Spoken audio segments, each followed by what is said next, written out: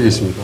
역시 뭐 연관된 소식인데 국정원 간첩 조작 사건 관련해서 이제 국정원 측 증인으로 나왔던 탈북자가 한 분 있는데 이제 그분이 본인이 비공개 재판에서 증언했던 내용이 북한에 알려졌다. 그리고 북한에요? 북한에 알려졌다.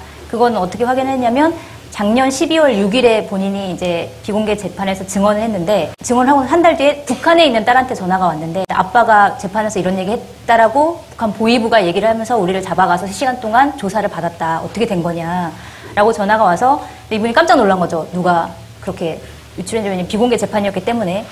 그래서 탄원서를 서울고법에 냅니다. 누가 유출했는지 모르겠지만 이런 일이 재발되지 않도록 해달라. 탄원서를 냈는데 탄원서를 내고 난 다음에 국정원으로부터 연락이 왔어요. 이 탄원서를 낸 내용과 사실에 대해서 동아일보 기자를 연결해 줄 테니 인터뷰를 해봐라. 라고 이제 국정원에서 이제 요청이 들어와서 그분이 일단 안 하겠다고 했는데 이미 이제 세팅이 되어 있었대요. 그 자리 자체가, 인터뷰 자리 자체가. 그래서 나가서 얘기를 한 다음에 그러나 난 이게 나가면 북한에 있는 아들과 딸이 더 위험해지기 때문에 나는 보도를 원하지 않는다라고 얘기를 했고 동아일보가 오케이해서 본인의 의지와 상관없이 국정원이 마련한 인터뷰를 갖고 하지만 보도하지 말아달라. 보도를 하지 말아달라 했는데 부탁을 했고 그래서 동아일보는 기사를 안 썼는데 지난 4월 1일에 그 똑같은 내용으로 문화일보에서 기사를 써버린 거죠. 탄원서 내용을. 인터뷰는 동아일보에 했고 동아일보 기사를 안 냈는데 인터뷰를 하지 않은 문화일보에서 문화일보가 동아일보를 도청했네. 그리고 뭐 동아일보랑 인터뷰를 하지 않고 그 이후에도 뭐 다른 언론사는 또 인터뷰를 하라고 수없이 국정원에서 이렇게 요청이 왔대요. 인터뷰를 해라. 근데 본인은 안 하겠다고 했는데 안 한 상황에서 문화일보에 기사가 났고 그 다음날 또 조선일보에서 똑같은 내용의 이제 기사가 나왔어요.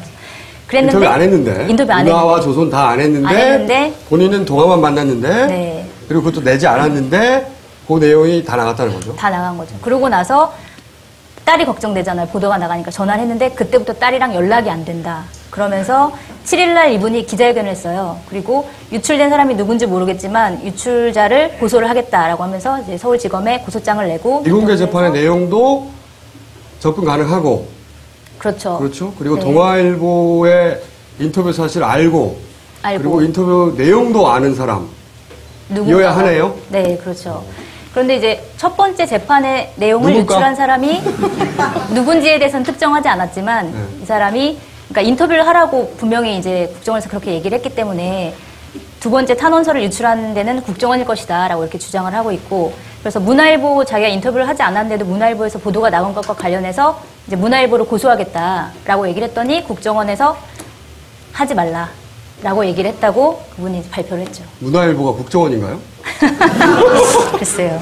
응? 걱정해주고 그래. 이제 국정원에서 왜 그러면 그런 언론 플레이를 했느냐, 왜 인터뷰 주선을 해줬느냐 이런 것들을 이제 추측을 해보면 그 비공개 재판이었잖아요. 그 비공개 재판에서 들어올 수 있었던 사람은 검찰, 그 다음에 판사, 유우성 씨 변호인들 이렇게였거든요. 국정원이 주장하고 싶었던 것은 이것이 바깥으로 유출된 건 아마 유우성이 했을 것이다. 유우성은 아직까지 간첩일 것이다. 그렇기 때문에 이걸 알리기 위한 어떤 하나의 공작이 아니었나라는 추측을 해볼 수 있죠. 예리한데?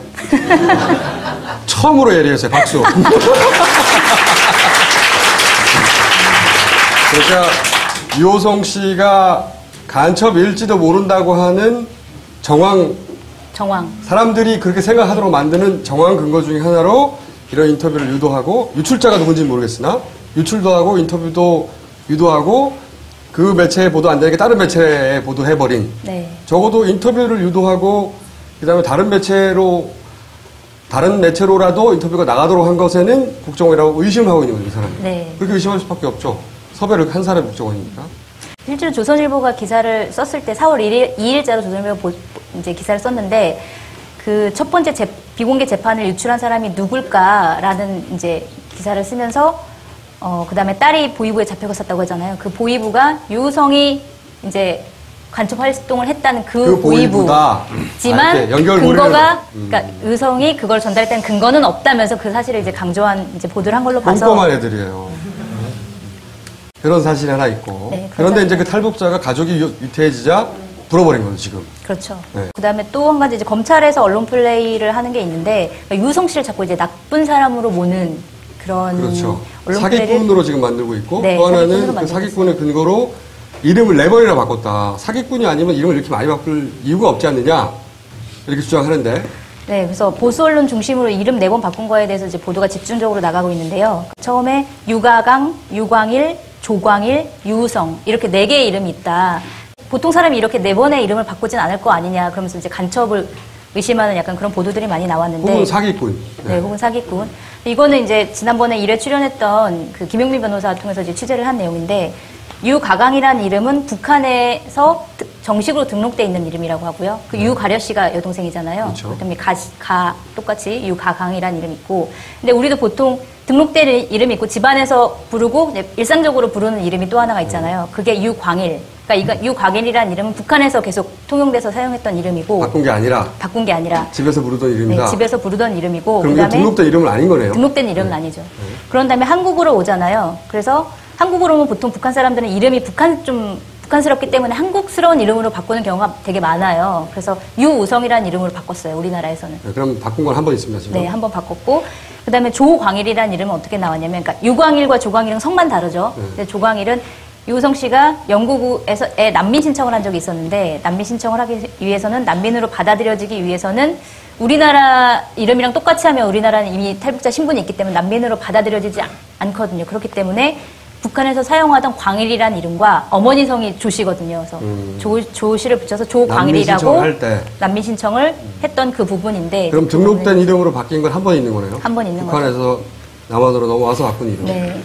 이제 이걸 근데 다 합쳐서 4번을 바꿨다고 가정하는 거군요? 네, 4번을 바꿨다라고 얘기를 하는 건데, 그러니까 난민으로 신청을 하게 되면 무료로 공부를 할 수 있고 여러 가지 혜택을 받을 수 있기 때문에 이제 이런 것들을 했던 부분인데, 이런 부분은 사실은 격가지 부분인데, 이런 것들을 갖다가 이제 이름을 몇 번 바꿨다라고 하고 이제 간첩일 수도 있다라는 사실을 계속 부각시키는 부분, 그런 부분이 좀 언론 플레이라고 할 수 있고, 좀 검찰에서 예전에 이제 기소유예 처분받았던 이제 뭐 탈북자 브로커였다, 이미 이제 판결이 다 끝난 사건을 가지고 다시 재조사를 한다고. 이 사건을 계속 끌고 가야 되거든. 선거 영향을 주려면.